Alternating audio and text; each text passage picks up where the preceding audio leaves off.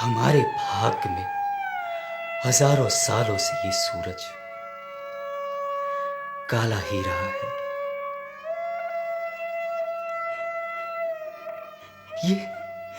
ये अचानक नीला प्रकाश कैसा? क्या हमारी गुलामी की बेड़ियों पर इसका कोई प्रभाव पड़ेगा? अरे भाई जरा अपने अपने सर उठा के तो देखो, इस प्रकाश का क्या अर्थ है? ये प्रकाश तो हमें परिवर्तन का प्रतीक नजर आ रहा है। ये हमें स्वाभिमान तथा आत्मसम्मान से जीने की राह दिखा रहा है। आओ हम आगे बढ़ें। आओ हमें मिलकर इस गुलामी की जंजीरों को तोड़ना होगा।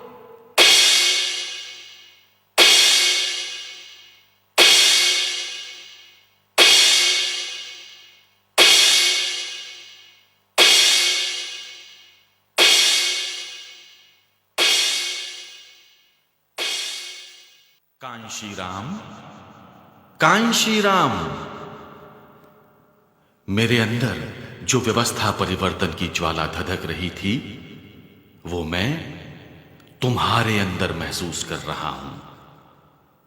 मुझे आशा ही नहीं बल्कि पूरा विश्वास है कि भारत देश में सामाजिक परिवर्तन की लड़ाई जो मैंने शुरू की थी, उसे तुम ही आगे ले जा सकोगे। मैंने काफी संघर्ष के बाद अपने समाज के करोड़ों करोड़ दबे कुचले लोगों को ऊपर उठाने और उन्हें उनके मूलभूत अधिकार दिलाने के उद्देश्य से भारतीय संविधान में व्यवस्था कर दी थी। इस व्यवस्था का फायदा तो बहुत लोगों ने उठाया है कांशीराम, लेकिन उन्होंने अपने समाज के लोगों को ऊपर उठाने का कोई सार्थक प्रयास नहीं किया। मैंने एक ऐसे राष्ट्र का सपना देखा था जो हमें सामाजिक बराबरी का दर्जा दे सके, हमें स्वाभिमान से जीने का अधिकार दे सके, हमारे लोगों के साथ पशुओं जैसा नहीं बल्कि इंसानों जैसा बर्ताव हो। मैं ऐसा राष्ट्र चाहता था कांशीराम, और ऐसा तभी होगा जिस दिन इस देश की सत्ता पर हमारा कब्जा होगा। उठो, आगे बढ़ो, इस देश में रह रहे करोड़ों दबे कुचले लोगों को इकट्ठा करो, उन्हें शिक्षित करो, संगठित करो, संघर्ष करो।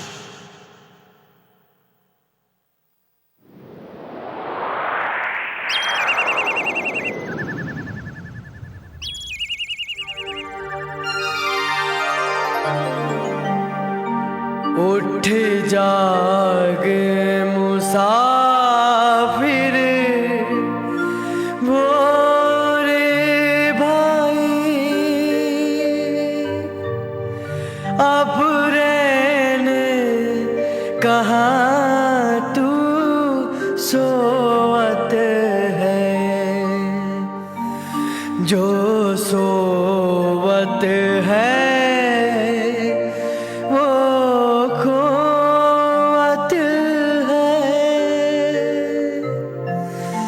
जो जागत है वो पावत है। उठ जाग मुसाफिर भोरे भाई।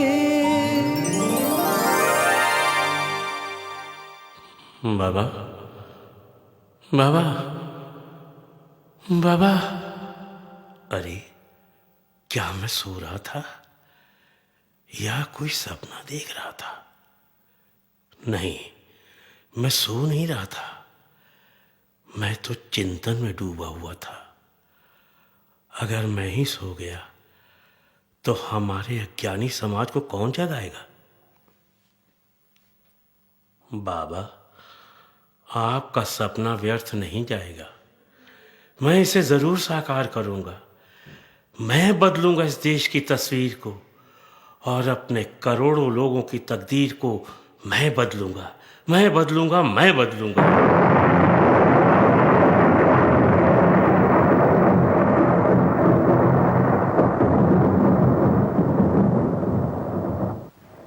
मैं दिखाऊंगा कि अब वोट हमारा, राज तुम्हारा नहीं चलेगा, नहीं चलेगा, नहीं चलेगा।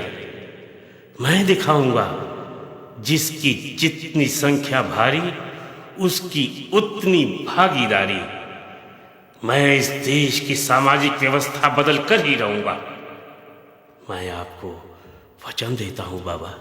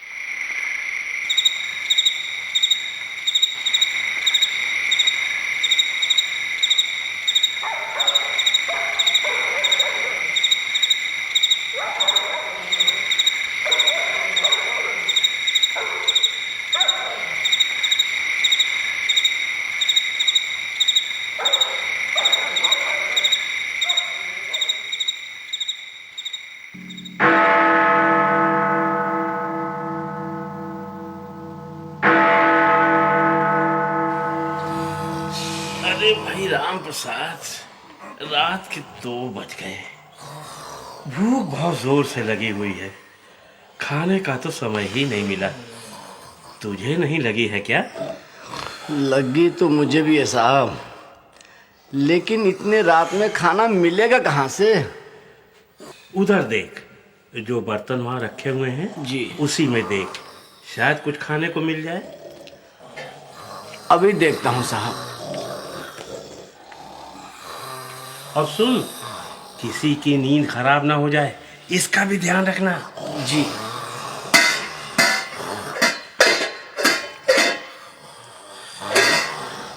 इसमें तो कुछ भी नहीं है।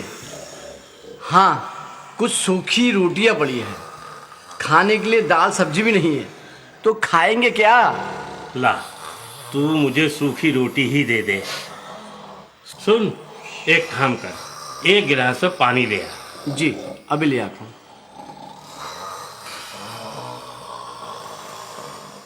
लो साहब, पानी लो। ला, इस रोटी को पानी में भिगोकर खा, जैसे मैं खा रहा हूँ। देख कितना मजा आ रहा है। आखिर हम सामाजिक व्यवस्था परिवर्तन के लिए निकले हैं। हम एक दिन सूखी रोटी नहीं खा सकते क्या? हमारे समाज में न जाने कितने लोगों को तो ये भी नसीब नहीं होती। अरे भाई, तू क्यों रो रहा है? कुछ नहीं साहब, माँ की याद आ गई। क्या मतलब? साहब, मेरी माँ कहा करती थी कि हमने कई बार बिना खाए रात गुजारी है। अरे तू तो छोटा था, तुझे क्या पता? तुझे पता है, अब यही समाज मेरा घर परिवार है। यही मेरे माँ बाप, मेरे भाई बहन हैं। हमें इन्हीं लोगों की सामाजिक, आर्थिक और राजनैतिक हालत ठीक करनी है, और इस बीमार समाज को हमें स्वस्थ समाज बनाना है।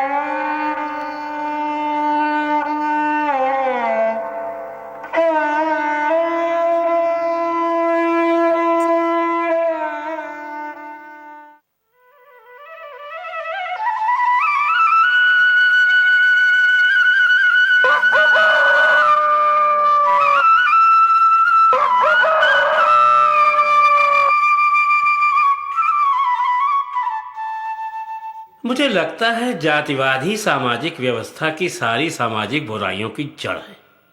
जाति विहीन समाज की स्थापना किए बगैर ये बुराई खत्म नहीं हो सकती। साहब, कैसे खत्म करेंगे? हमने तो सुना है ये सामाजिक व्यवस्था तो ईश्वर ने बनाई है। नहीं, इस दुनिया में हर चीज इंसानों ने बनाई है। बड़े से बड़े पुल जो एक दूसरे को जोड़ते हैं, पहाड़ को भेद कर रास्ता बना दिया जिसे हम सुरंग कहते हैं। जब दुनिया में मशीनें नहीं होती थीं तो इंसानों ने अपनी इच्छा शक्ति और अदम्य साहस का परिचय दिया। तो साहिब, हमें सबसे पहले क्या करना होगा? जाति व्यवस्था को जड़ से खत्म करना, यही हमारा पहला ध्येय होगा। सदियों पुरानी सड़ी गली सामाजिक कुरीतियों ने हमें मानसिक गुलामी की पेड़ियों में जकड़ रखा है। उन पेड़ियों को तोड़ना है तो जाओ, सामाजिक महापुरुषों के विचारों को कैडर कैंप के माध्यम से राष्ट्र के अंतिम व्यक्ति तक पहुंचा दो, ताकि वो अपने कर्तव्य और अधिकारों के प्रति जागरूक हो जाए। सदियों से चली आ रही गैर बराबरी वाली जातिवादी सामाजिक व्यवस्था को, जिसके कारण अपने देश में करोड़ों दलित, शोषित एवं अन्य पिछड़े वर्गों के लोग हर प्रकार से शोषण का शिकार हो रहे हैं, ऐसी व्यवस्था को हमें खत्म करना ही होगा। साहब, इसके लिए हमें क्या करना होगा? इसके लिए हमें सबसे पहले इन सताए हुए लोगों का एक मजबूत संगठन तैयार करना होगा और निस्वार्थ मन से समाज की सेवा करनी होगी। लेकिन साहब, इन साधन संपन्न लोगों से हम साधन विहीन समाज के लोग कैसे निपट सकते हैं? साथियों, हम अपनी सामाजिक परिवर्तन की सोच बनाकर बड़े बड़े सामाजिक आंदोलन खड़े करने के लिए अपने पैरों पर चलकर, अपने संगठन को मजबूत बनाकर, पूरे देश में भाईचारा बनाकर हम अपनी मंजिल अवश्य पालेंगे। मैं अपना सारा जीवन देश में समता मूलक समाज को कायम करने के लिए कुर्बान करता हूं। साथियों, मैं ये भी प्रण लेता हूं कि मैं ना तो कभी विवाह करूंगा और ना ही किसी भी प्रकार की कोई निजी संपत्ति रखूंगा। कबीरा खड़ा बाजार में लिए लकुटिया हाथ, जो घर फूके आपनो चले हमारे साथ।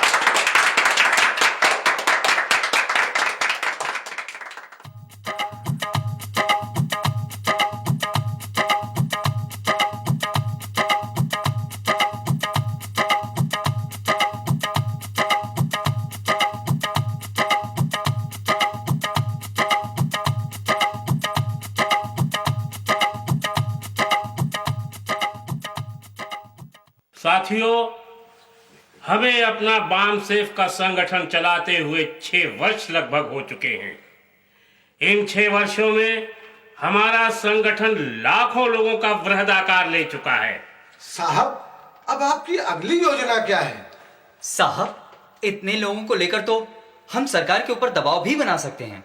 साहब, हमारे लोगों के जो काम नहीं होते हैं उसे एकजुट होकर करवा सकते हैं। साहब, हमारे साथ भेदभाव करने वालों को मिलकर सबक सिखा सकते हैं। नहीं, हम ऐसा कुछ नहीं करेंगे। तो फिर आखिरकार हम क्या करेंगे?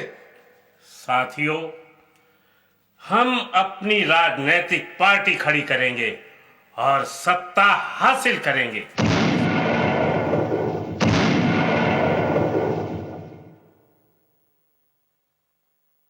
साहब, क्या यह संभव हो सकेगा?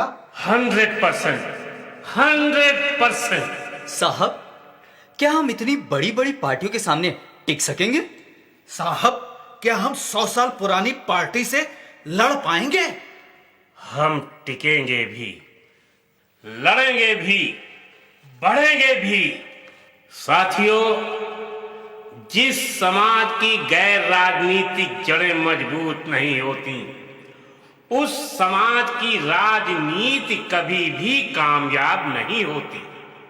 हमें अपने समाज की जड़ें मजबूत करनी होंगी। बाबा, तेरा मिशन अधूरा। काशी राम करेंगे पूरा। बाबा, तेरा मिशन अधूरा। काशी राम करेंगे पूरा। काशी राम जिंदाबाद। जिंदाबाद, जिंदाबाद, काशी राम जिंदाबाद। जिंदाबाद, जिंदाबाद। मान्यवर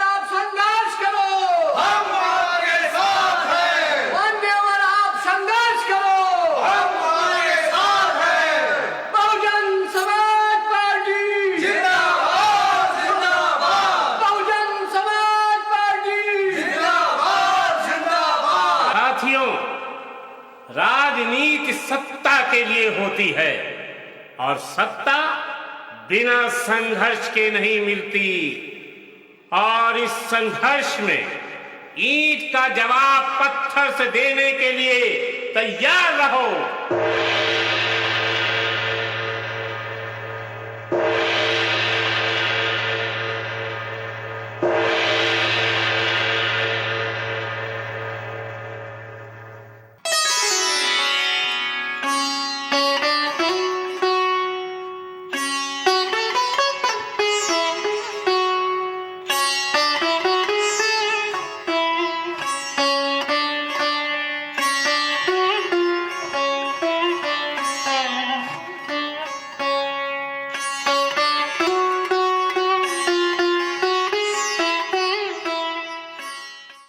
कांशीराम जी, सुना है आप देश में जातिवाद की राजनीति कर रहे हैं। यह गलत है। हम तो पूरे देश में 6,743 जातियों को जोड़ने का काम कर रहे हैं। हम भला जातिवादी कैसे हो सकते हैं? आप पर कुछ लोग ये आरोप लगा रहे हैं कि कांशीराम राष्ट्रवादी नहीं, CIA के एजेंट हैं। नहीं, यह गलत है। सरकार के पास तो पूरी मशीनरी है। सरकार ने मेरे खिलाफ इस मामले में जांच करा के अभी तक कोई भी कार्रवाई क्यों नहीं की? जहां तक राष्ट्रवाद का सवाल है, तो राष्ट्रवाद मेरे लिए भारत की जनता है। हम जाति व धर्म के आधार पर बटे राष्ट्र को संगठित कर इसे मजबूत राष्ट्र बनाना चाहते हैं। ये सब आप कैसे कर पाएंगे काशीराम जी? कहा तो ये भी जा रहा है आप पार्टी में अकेले ही वन मैन शो हैं। कुछ वर्षों तक तो मुझे कोई भी नहीं जानता था। आज आप मेरा इंटरव्यू कर रहे हैं। ऐसा नहीं है भाई, मेरी पार्टी में बहुत से कर्मठ लोग हैं, पर उनमें से एक अदम्य साहस, अडिग लक्ष्य, मजबूत इरादों वाला नेता तैयार है। और मैं दावे के साथ कह सकता हूं कि वो एक दिन दुनिया का हजारों साल का इतिहास बदल कर रख देगा। अरे कौन है ऐसा नेता? क्या वास्तव में ऐसा संभव है? उस नेता का नाम है मायावती।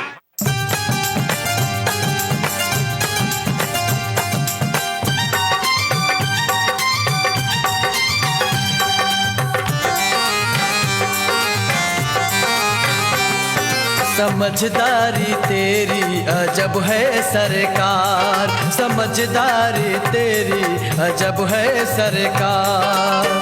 देश को तूने माया दे दी, देश को तूने माया दे दी, करेंगी बेड़ा पार। समझदारी तेरी अजब है सरकार, समझदारी तेरी अजब सरकार। समझदारी तेरी अजब है सरकार, समझदारी तेरी अजब है सरकार।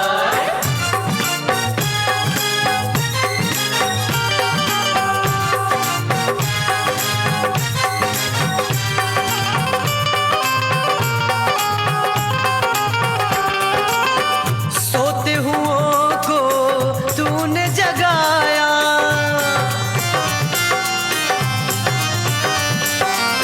सर्व समाज को तूने मिलाया। हाँ हाँ हाँ, सोते हुओं को तूने जगाया, सर्व समाज को तूने मिलाया।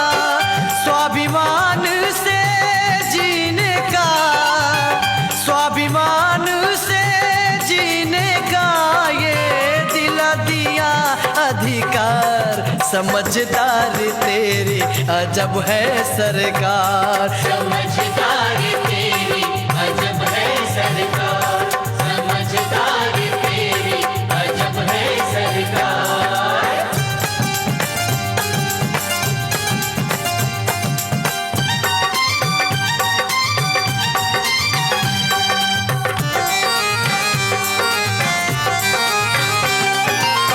साहू फुले भीमराव का सपना,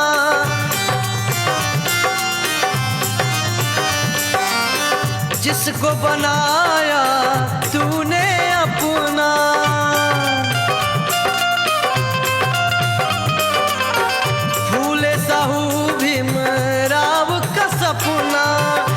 को बनाया तूने अपना, संघर्ष से ये सत्ता तक का, संघर्ष से ये सत्ता तक का सपना हुआ साकार। समझदारी तेरी अजब है सरकार, समझदारी तेरी अजब है सरकार, समझदारी तेरी अजब है सरकार।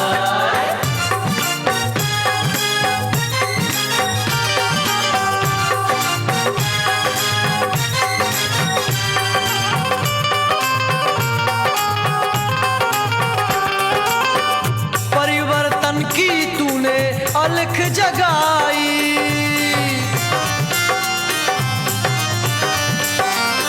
बिखरा समाज बने भाई भाई।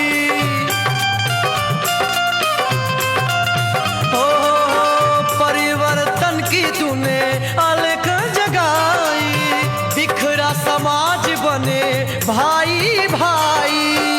सर्वजन हिताय सर्वजन सुखाय, सर्वजन हिताय सर्वजन सुखाय। भीम की हुई जय जयकार, समझदारी तेरी अजब है सरकार, समझ